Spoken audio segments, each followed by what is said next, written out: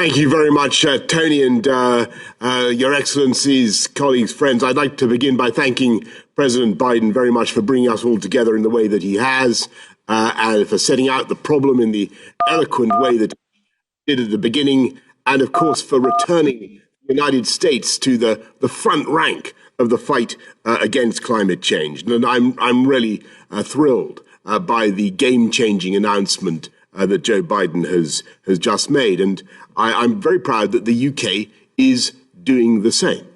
We were the first country to pass legislation for net zero. We have the biggest offshore wind capacity still, I think, of any country in the world, the Saudi Arabia of wind, as I never tire of saying. We're halfway to net zero. We have carbon emissions lower than at any point since the 19th century. We're ending support for fossil fuels overseas and doubling our international climate finance.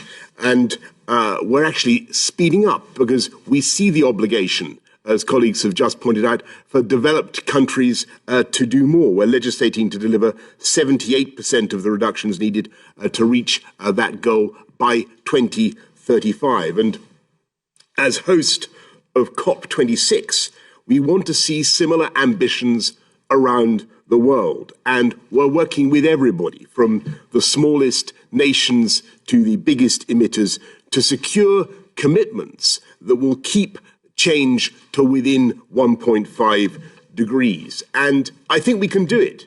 And to do it, we need the scientists and all of our countries to work together to produce the technological solutions that humanity is going to need, whether it's carbon capture and storage, or solving the problems of cheap hydrogen delivery, or getting to jet zero flying, getting to net zero flying, making sure that we can really roll out EVs properly, making sure that our homes stop emitting such prodigious quantities of CO2, moving to sustainable domestic living. We can do this together across the world. And it's going to mean the richest nations coming together and exceeding the $100 billion commitment that they already made in 2009. I stress how important that is. Plus, and I think what President Xi had to say about the harmony with nature was absolutely vital. If we're going to tackle climate change sustainably, we have to deal with the disaster of habitat loss and species loss across our planet. And we want to see more examples of governments and private industry working hand in hand, as with the newly launched LEAF coalition to reduce deforestation and the multi-trillion-dollar Glasgow Financial Alliance for net zero.